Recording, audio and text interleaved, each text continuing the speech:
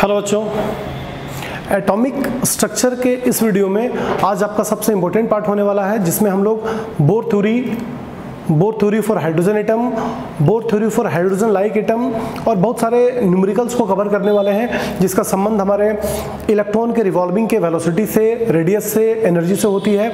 और क्लास 12 के nuclear physics में इस पूरे टॉपिक को रिपीट की जाती है। तो मैंने इसका यूज आपको पूरे 11-12 में 2 बार करनी है। एक बार एटॉमिक स्ट्रक्चर में करीबन 10 से 8, 9, 10 न्यूमेरिकल आपके इस टॉपिक से कवर होते हैं, और दूसरा क्लास 12 के फिजिक्स के न्यूक्लियर फिजिक्स में इसका पूरा चैप्टर में पूरी पार्ट की यूज हो जाती है। तो एक एटम की स्टार्टिंग स्टोरी थी, जो कि atom first of all John Dalton के मुताबिक एटम का अपना ओपिनियन, फिर उसके बाद जे थॉमसन के बारे में आप सुने होंगे, उसके बाद फिर हम लोग रदरफोर्ड के बारे में सुने होंगे, फिर रदरफोर्ड मॉडल में जो कुछ फेलियर आ गई तो उसके बाद हमारा आया नील्स बोर मॉडल। तो नील्स बोर के हमारे एटॉमिक मॉडल के कुछ पोस्टुलेट्स होते हैं, तो नील्स बोर मॉडल के 4 postulates, every postulates are very important. अब चारों पोस्टुलेट्स को आप जरा गौर से सुनिए। पहला postulates, every atom has a small positively charge core center where whole mass of the atom is supposed to be concentrated, which is called nucleus. Point number 2, electron revolve around the nucleus in definite orbit. Point number 3, as long as electron revolve in definite orbit, it does not radiate any energy, but when it jump from higher energy orbit to lower energy orbit, it radiate energy in the form of photon. And fourth point is of Bohr atomic model, only those cells are stable, या electron revolve only in those orbit whose angular momentum is integral multiple of h/2π। तो जरा पूरा expression को हम लोग देखें। हम लोग देखते हैं बोर एटॉमिक मॉडल के चारों पोस्टुलेट्स। पहला postulates, every atom has a small positively charge core या इनर पार्ट। कोर का मतलब होता है इनर, 2 वर्ड है, कोर और वैलेंस। वैलेंस का मतलब बाहर, कोर का मतलब inner. Every atom has a small positively charge core where whole mass of the atom is concentrated, this core is called nucleus of the atom. Point number 1, every atom has a small positively charge core where whole mass of the atom is supposed to be concentrated, this core is called nucleus of atom. Point number 2, the electron revolve around the nucleus in definite orbit या fixed orbit of definite radii। Electron nucleus के चारों ओर एक definite orbit, definite radii में revolve करते रहता है। Point number 3, as long as electron revolve in definite orbit, it does not radiate any energy। आप starting 2 point को 9th-10th में भी देखे होंगे कि every atom has a small positively charged core which is called nucleus where whole mass of the atom is supposed to be concentrated। Point number 2, electron revolve around the nucleus in definite orbit of definite radii. तो 2 point तो आप 9th-10th में handle किए हैं, लेकिन 2 point अब आपके लिए बिल्कुल नहीं होने वाली है कि जब तक इलेक्ट्रॉन एक निश्चित ऑर्बिट में रिवॉल्व करता है तब तक किसी टाइप की एनर्जी का ये रेडिएशन नहीं करता है। But when it jump from high energy orbit to low energy orbit, जब वो हाई से लो में आएगा तो एनर्जी रिलीज करेगा, छोड़ेगा। अब जैसे मैंने इसको हाई से लो में छोड़ा, तो जब वो हाई से लो में आती है तो एनर्जी रिलीज होती है, और यहाँ जो एनर्जी रिलीज होगा in the form of photon के रूप में। As long as electron revolve in different orbit, as long as electron revolve in different orbit, it does not radiate any energy, but when it jump from higher energy orbit to lower energy orbit, it radiate energy in the form of photon. जब electron jump from high energy orbit to low energy orbit, it release energy, radiate energy in the form of photon. इसका expression है E is equal to H nu, जो कि आपका Planck quantum theory का expression है। E is equal to H nu is equal to E initial minus E final. Initial का मतलब हम कहाँ से चले और फाइनल मतलब हम कहाँ पर आए। जैसे 5 से हम 2 में आ गए तो इनिशियल हमारी हो गई 5, 2 हो गई फाइनल। जैसे हम 3 से 1 में आ गए तो इनिशियल हमारा हो गया 3, 1 हो गया हमारा फाइनल। जहां से चले वो इनिशियल और जहां पहुंचे वो final. 4th point, the electron can revolve only in those orbit, electron उसी ऑर्बिट में रिवॉल्व कर सकता है in which its angular momentum is integral multiple of h/2π। यानी कि लीनियर मोमेंटम होता था p is equal to mv, but यहाँ पर एंगुलर मोमेंटम है सर्कुलर पाथ के लिए, l is equal to mvr is equal to nh/2π। Only electron revolve only in those orbit in which its angular momentum is integral multiple of h/2π, यानी कि n is integral multiple of h/2π। ये तो थे bore model के चारों postulates. अब हमको देखना है bore theory for hydrogen atom, bore theory for hydrogen atom, bore theory of hydrogen atom. इसको देखते हैं। तो लेट ए हाइड्रोजन एटम, एक हाइड्रोजन एटम हमने कंसीडर किया है जिसका न्यूक्लियस को मैंने माना पॉजिटिव चार्ज और यहाँ पे चार्ज लिया +E, रेडियस लिया मैंने r, और E electron revolve around 1 orbit, fix orbit with velocity v। तो let +E is the charge of nucleus of hydrogen atom and electron revolve -E। तो न्यूक्लियस का चार्ज हमारा पॉजिटिव होता है, इलेक्ट्रॉन की चार्ज हमारे नेगेटिव होती है। सो न्यूक्लियस पे चार्ज लिया मैंने +C और इलेक्ट्रॉन जो रिवॉल्व कर रहा है उस पर चार्ज लिया -C। हाइड्रोजन एटम में एक ही इलेक्ट्रॉन होता है, एक ही प्रोटॉन होता है, तो एक इलेक्ट्रॉन को लिया मैंने माइनस चार्ज और एक प्रोटॉन को लिया मैंने plus charge, and the radius of this orbit is r। अब यहाँ पर दो बात करते हैं, चूंकि इलेक्ट्रॉन भी एक चार्ज है और प्रोटॉन भी एक चार्ज है, ये है प्रोटॉन सेंटर में, ये है इलेक्ट्रॉन, तो दोनों एक चार्ज है, तो दोनों के बीच में लगता है फोर्स ऑफ इलेक्ट्रोस्टैटिक्स जो कि अट्रैक्शन का रूप में काम करती है, क्योंकि ये इलेक्ट्रॉन प्रोटॉन दोनों अपोजिट चार्ज है। तो एक्सप्रेशन होगा F = K Q1 Q2 by r²। But Q1 Q2 दोनों चार्ज की जगह पे है इलेक्ट्रॉन और प्रोटॉन, और यहाँ पर जो चार्ज हम लोग लेते हैं वो लेते हैं मैग्नीट्यूड में, चार्ज लेना है मैग्नीट्यूड में, तो +E और -E दोनों का मैग्नीट्यूड अगर लेंगे तो E × E मतलब E²। तो इसका एक्सप्रेशन है F = K E² by r²। Actually K के जगह पे एक रियल वैल्यू होता है जो कि क्लास 12 के इलेक्ट्रोस्टैटिक्स में आप देखोगे कि K के जगह पे होता है 1/4πε0। K के जगह पे यूज होता है 1/4πε0, जिसका वैल्यू होता है 9 × 10⁹ K के जगह पे ये वैल्यू हमारी यूज होती है। तो वैल्यू नहीं डाला मैंने, सिर्फ यूज किया F = K E² by r²। ये लगता है अंदर की तरफ क्योंकि ये अट्रैक्शन है, इट इज सेंट्रीफ्यूगल फोर्स जो कि अंदर की तरफ लग रही है। लेकिन अगर सेंट्रीफ्यूगल लगेगा तो वहाँ पे एक सेंट्रीपिटल भी लगेगा, चूंकि वो रिवॉल्व कर रही है, तो सेंट्रीपिटल फोर्स का एक्सप्रेशन है F = mv² by r। It is centripetal, तो सेंट्रीपिटल काम कर रही है बाहर की तरफ, सेंट्रीफ्यूगल काम कर रही है अंदर की तरफ। अगर ये फोर्स ज्यादा हो जाए तो इलेक्ट्रॉन न्यूक्लियस में गिर जाएगी, अगर ये फोर्स ज्यादा हो जाए तो इलेक्ट्रॉन बाहर मूव कर जाएगी, फेंका जाएगी। तो यानी कि चूंकि ये रिवॉल्व करता है तो दोनों को हमको बराबर करना है। तो from equation 1 and 2 mv² by r = k² by r, मैंने दोनों को बराबर किया। mv² by r = k² by r, एक r को एक r से काटा और एक्सप्रेशन हमारा बना mv² = k² by r, mv² = ke² by r। थोड़ा आराम से इसको देखिए कि इन दोनों को मैंने इक्वल किया, इक्वल करने के बाद दोनों के पार्ट से, लोअर पार्ट से मैंने एक r को काटा है, तो इधर बचा mv² = k² by r। इसको इक्वेशन बना के हम छोड़ देते हैं। अब चलते हैं अकॉर्डिंग टू बोर पोस्टुलेट्स। अब हम लोग आते हैं according to Bohr postulates. Everybody know that according to Bohr postulates mvr = nh/2π। आपका चौथा postulates, only those cell are stable whose angular momentum is integral multiple of h/2π। तो वहाँ पे लिखे थे आपने mvr = nh/2π। तो यहाँ से हम पहले v निकालते हैं, तो v = nh/2π। mr को इधर से लाके नीचे कर दिया, यानी कि v हो गई nh/2π mr। और जो अभी एक्सप्रेशन को हमने माना है फाइनली, जो मैंने लॉक किया था नीचे में mv² = k² by r, जो नीचे का r को काट के लाया था, अब इस v का वैल्यू को हम यहाँ पे पुट कर देते हैं। इस v का वैल्यू जो मैंने ऊपर अभी निकाला है बोर पोस्टुलेट्स के चौथा पॉइंट से, इस v का वैल्यू को यहाँ पर पुट करते हैं, तो m v का स्क्वायर, तो v का स्क्वायर के जगह पे n² h² by 4π² m² r²। इस v का वैल्यू को यहाँ से लाके स्क्वायरिंग में डाल दिया है, तो n² h² by 4π² m² r²। और इधर क्या छूटा हुआ है ke² by r। अब जब दोनों को देखा तो एक m से एक m को काटा, एक r को एक r से काटा, और यहाँ जो एक r बचा इसको उठा के ऊपर ले गया और k² को नीचे लाया, यानी कि फाइनली रेडियस हम यहाँ से निकाल रहे हैं। तो radius = n² h² by 4π² m ke², यानी कि radius of nth orbit n² h² by 4π² m ke²। अगर हमें n का वैल्यू पता चल जाए कि हमें फर्स्ट ऑर्बिट का रेडियस निकालना है, सेकंड, थर्ड, फोर्थ, तो h इज प्लांक कांस्टेंट, इसका वैल्यू आपको पता है 6.626 × 10⁻34।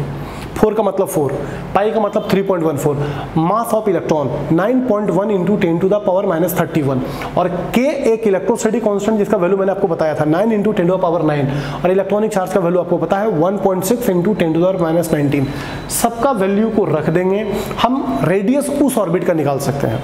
तो radius of any orbit = n² h² by 4π² m ke² r²। लेकिन यहाँ पर दिखता है कि radius is directly proportional to n। n जितनी ज्यादा बढ़ेगी उसकी रेडियस डायरेक्टली प्रोपोर्शनल, यानी कि r is directly proportional to n²। यानी कि इस एक्सप्रेशन से हम रेडियस किसी भी ऑर्बिट का निकाल सकते हैं। अब निकालने के लिए जा रहा हूँ मैं velocity of electron in any orbit, या speed of electron in any orbit. तो स्पीड को निकालने के लिए according to Bohr postulates mvr = nh/2π, mvr = nh/2π, तो v को पकड़ के nh/2π mr कर दिया, और रेडियस तो हम ऊपर में निकाल चुके हैं, तो इस r के जगह पे उस रेडियस का एक्सप्रेशन को मैं पुट कर देता हूँ। तो nh/2π m NH by 2 pi m, और r की जगह पे उस रेडियस को जो मैंने निकाला था लाके मैंने पुट किया, जो था n स्क्वायर h स्क्वायर, नीचे से ऊपर चला गया 4 पाई स्क्वायर m के e स्क्वायर। जब पूरे को मैंने काटा, एक NH से इस NH को काटा, एक पाई से एक पाई को काटा, m से इस m को काटा, 2 से इस 4 को काट के 2 किया, यानी कि फाइनली हमारा वेलोसिटी का एक्सप्रेशन आएगा 2 पाई के ई स्क्वायर बाई NH। हमें जिस ऑर्बिट में इलेक्ट्रॉन की वेलोसिटी निकालनी है उस ऑर्बिट का नाम पता चले, 1 2 3, n का वैल्यू 1 2 3, तो n पता चलेगा। h आपको पता है, Planck constant 6.626 minus 34 10 to the power minus 34, 2 पता, पाई पता, k का value 9 into 10 to the power 9, और electronic charge 1.6 10 to the power minus 19 रख के मैं इलेक्ट्रॉन की वेलोसिटी निकाल सकता हूँ। बट यहाँ पे दिख रहा है कि वेलोसिटी और n both are inversely proportional, यानी कि n जितनी ज्यादा होगी फर्स्ट सेल से सेकंड सेल, सेकंड सेल से थर्ड सेल, वेलोसिटी हमारी कम हो जाएगी, क्योंकि वेलोसिटी और n both are inversely proportional to each other. अब मैं देखता हूं energy of electron in the orbit. अभी तक आपने किसी भी ऑर्बिट में इलेक्ट्रॉन का रेडियस निकाल दिया, किसी भी ऑर्बिट में आप इलेक्ट्रॉन की वेलोसिटी निकाल रहे हो। अब हमको देखना है energy of electron in the orbit. तो एनर्जी को तो तुरंत निकाला जा सकता है, बिकॉज इलेक्ट्रॉन रिवॉल्व कर रहा है, तो रिवॉल्व कर रहा है इसका मतलब उसमें काइनेटिक एनर्जी है, और दूसरा न्यूक्लियस से कुछ दूर भी है तो इसका मतलब उसमें पोटेंशियल एनर्जी है। तो total energy of electron in any orbit is equal to the sum of their kinetic energy and potential energy. तो एनर्जी तो तुरंत निकाली जा सकती है बशर्ते हमको के और पी का वैल्यू पता चल जाए। तो हम पहले दोनों इंडिविजुअली निकालते हैं, काइनेटिक एनर्जी पोटेंशियल एनर्जी, दोनों को मैं सम कर दूंगा, टोटल एनर्जी हो जाएगी। तो total kinetic energy is equal to half mv square. Everybody know kinetic energy का एक्सप्रेशन होता है हाफ mv स्क्वायर, तो हाफ को तो मैंने छोड़ा और mv स्क्वायर के जगह पे एक एक्सप्रेशन आप ऑलरेडी लॉक किए थे के ई स्क्वायर बाई आर, तो mv स्क्वायर के जगह पे मैंने डाल दिया के E square by are, half K E square by are. ये हो गई हमारी काइनेटिक एनर्जी। अब निकालता हूं मैं पोटेंशियल एनर्जी। तो काइनेटिक एनर्जी का मैं तो mv स्क्वायर आपको ऑलरेडी पता था, बट पोटेंशियल एनर्जी का कोई एक्सप्रेशन हमको पता नहीं है, तो पोटेंशियल एनर्जी हमको निकालना पड़ेगा। Potential energy is equal to potential of electron into charge of electron, potential of electron into charge of electron.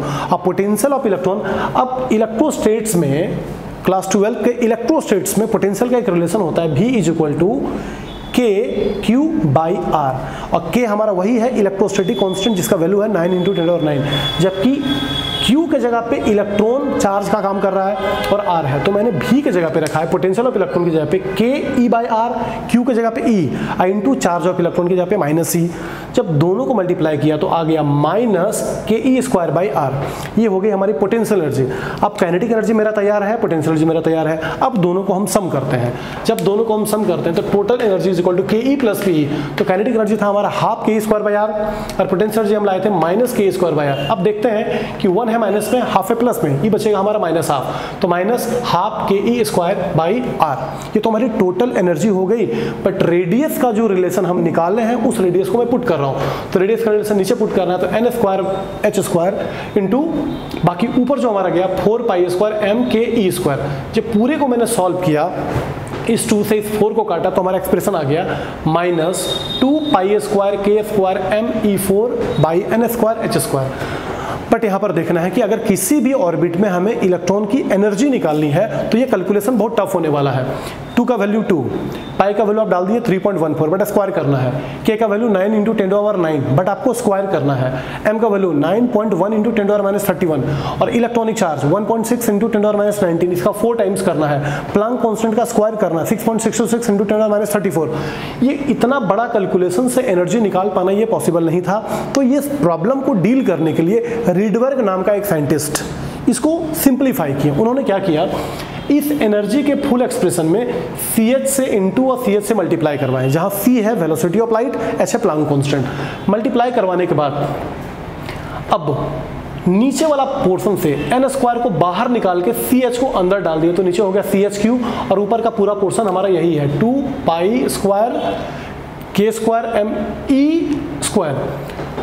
अब यहाँ पे E स्क्वायर नहीं, यहाँ पर E4 है, E4 हम लोग डालते हैं, तो हमारा अंदर में छोड़ा गया 2 pi square K square M E 4 by CH3, इधर का CH और n स्क्वायर को बाहर निकाल दिए। अब इस पूरे पोर्शन में एक कांस्टेंट रिप्लेस किया गया, this is called RH। RH is called Rydberg constant. अब जरा ऊपर से थोड़ा फिर से नीचे देखते हैं, एनर्जी का पूरा सॉल्व करके जो एक्सप्रेशन यहाँ आया था, ये आया था minus 2 pi square K square M E 4, क्योंकि ई स्क्वायर हो रहा था E4 by N square H square. But यहाँ से कैलकुलेशन से आप एनर्जी निकाल पाना ये बहुत कष्ट है। तो इसके लिए रिडबर्ग नाम का साइंटिस्ट इसको सिंप्लीफाई किए, उसके लिए CH से इंटू CH से मल्टीप्लाई करवाएं। मल्टीप्लाई करने के बाद नीचे वाला पोर्शन से n स्क्वायर को निकाल के CH को अंदर डालें और बाहर में CH छोड़ें। अभी जो ब्रैकेट में हम देख रहे हैं 2 pi square k square me4 by CH और ये H स्क्वायर यानी CH3 और n स्क्वायर को तो बाहर निकाला गया है। अब इस पूरे के जगह पे सिर्फ उनका नाम यूज करना था, उनका नाम था रिडबर्ग। और इस पूरे कैलकुलेशन के जगह पे हमें कैलकुलेशन नहीं करना है, यहाँ पर सिर्फ एक वर्ड लिखना है RH, जहाँ RH इज रिडबर्ग कांस्टेंट। और RH में डाला क्या गया है, RH में है आपका 2 pi square k square me4 by CH3, जिसका वैल्यू होता है हमारा 1.09 इंटू 10⁷ पर मीटर। तो जब भी कभी अगर हम लोग न्यूमेरिकल्स बनाते हैं, एनर्जी निकालेंगे, तो RH के जगह पे वैल्यू पुट करेंगे 1.09 into 10⁷, C is velocity of light 3 into 10⁸, H is Planck constant 6.626 10⁻34 और N किस ऑर्बिट की एनर्जी आपको चाहिए, first second third fourth, N का वैल्यू पुट करेंगे, एनर्जी हम निकाल सकते हैं और ये निकलेगा हमारा जूल में, क्योंकि सारा वैल्यू हम यूज कर रहे हैं SI में। तो एनर्जी निकालने के बाद ये हो गया एनर्जी ऑफ nth ऑर्बिट, किसी भी ऑर्बिट में एनर्जी हम निकाल सकते हैं। अब हमको देखना है कि जब इलेक्ट्रॉन हाई एनर्जी ऑर्बिट से लो एनर्जी ऑर्बिट में जंप करेगा तो उस समय frequency and wavelength of emitted electron, frequency and wavelength of emitted electron, electron जो एनर्जी रिलीज करेगा उसका फ्रीक्वेंसी और वेवलेंथ। तो इसके लिए हम फिर से चलते हैं अकॉर्डिंग टू बोर पोस्टुलेट्स। तो बोर पोस्टुलेट्स के मुताबिक हमारे पास एक्सप्रेशन है h nu is equal to E initial minus E final. हमने तीसरा पोस्टुलेट्स में देखा था h nu is equal to E initial minus E final. तो इनिशियल के जगह पे एनर्जी का रिलेशन मैंने रखा है E इनिशियल में minus RH CH by NI का स्क्वायर, क्योंकि इनिशियल था, माइनस बीच का माइनस और एनर्जी भी माइनस में आता है, माइनस माइनस हो गई हमारी plus, RH CH by NF का स्क्वायर। I के लिए I का स्क्वायर और फाइनल के लिए मैंने NF का स्क्वायर किया। अभी दोनों से कॉमन को बाहर निकालते हैं। तो कॉमन है मेरा RH CH को कॉमन निकाल दिया। अब अंदर बचा फाइनल है प्लस के साथ, इनिशियल है माइनस के साथ। तो फाइनल को आगे किया, इनिशियल को पीछे किया और इधर मेरा है h न्यू। इस h से इस h को काटा तो बचा क्या, RH इंटू C, इधर 1 बाय NF का स्क्वायर माइनस 1 बाय NI का स्क्वायर। अब h से h को काटने के बाद न्यू हमारा निकल गया frequency, frequency is equal to RH C 1 by NF का स्क्वायर माइनस 1 बाय NI का स्क्वायर। अब nu is equal to C by lambda, frequency is equal to C by lambda, जहां लेमडा है हमारा वेवलेंथ। एक C को एक C से भी काटेंगे तो 1 बाय लेमडा हम निकाल दिए। तो 1 बाय लेमडा अगर निकल रहा है तो यहाँ से लेमडा भी निकल सकता है।